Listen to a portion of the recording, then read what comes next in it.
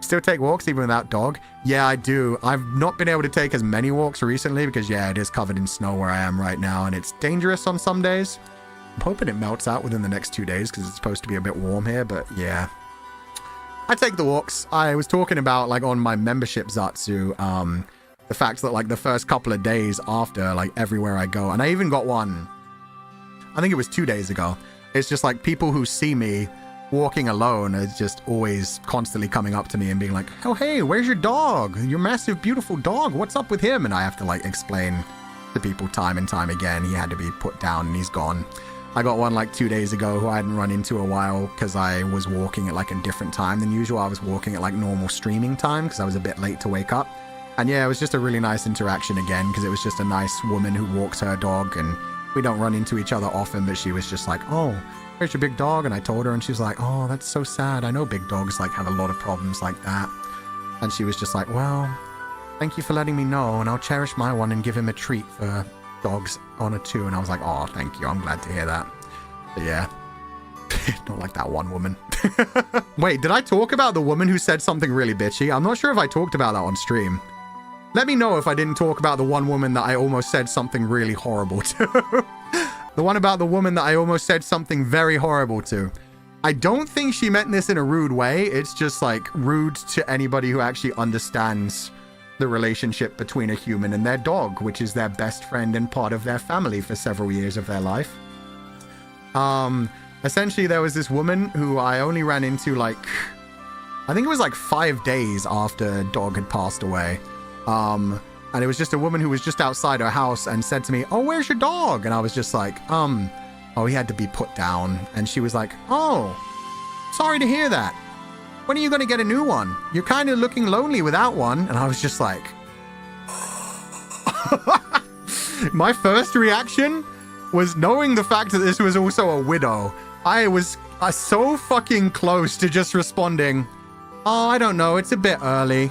When are you going to get a new husband? I know yours has been gone for a while. And I was like, no, that's a different kind of thing. That is a different line. You do not cross that line. But at the same time, I was like, oh, you don't say that, dude. But yeah, that was just like, in my mind, like, I just like balled up my fists and kept walking on. I was just like, yeah, I'm not ready yet. Thanks, though. Just kept walking on. But yeah, I came so close to being like, oh, when are you getting a new husband? Like, you've been looking kind of lonely yourself. Oh, the petty reaction. Yeah, the petty reaction that would have definitely been over. That's a different level. That's definitely a different level. But I came so close. It was so unnecessary of her. Yeah, I think she probably just meant it in a nice way. She's probably just not a dog person, I'd imagine. You're a bigger person than me, sir. I'd just tell her not yet and explain why it's not something you say to someone who lost their pets. Yeah, I mean, she probably just doesn't have anyone in her life that, like, cared about an animal that much. So, you know, it's just a different type of person. There's no point that I need to explain that to her because that's probably the only interaction we'll ever have. I don't remember ever talking to her before that. So I think she was just curious about me suddenly not walking around with the dog again. Some people are just tactless like that. That could be a thing as well.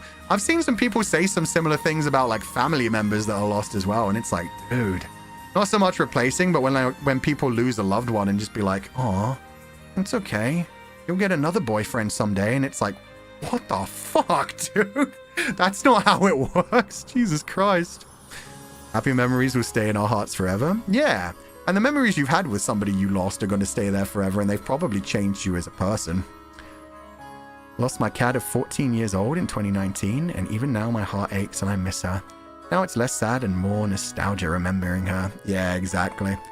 That's the thing. You get over quite quickly the whole, like, oh, they should be here and they're not here kind of thing. But it doesn't change the fact that for a long time, I'd imagine it's going to be like a thing of like, oh man, I miss dog. Wish I could go on walks with him again. I wish I could play ball with him again. And realizing that, yeah, I probably hadn't given him as much treats as he really deserved or played with him quite as much as I could have. Kind of like lets me down. But that just makes me want to do better when I do possibly get a dog someday in the future as well. And just, yeah, I wish that when I had gotten dog, one, that was back before my back problem had started up, before I had realized how bad it was. And yeah, having a giant dog as somebody who can't necessarily always lift 160 pounds and can't necessarily always get down to the ground isn't a great idea either. So having a dog that would be lighter weight would have been better for him and for his ability in life. Like I might have even, like the fact that I couldn't drive him around and stuff and had to get him into buses rather than take him into cars and stuff.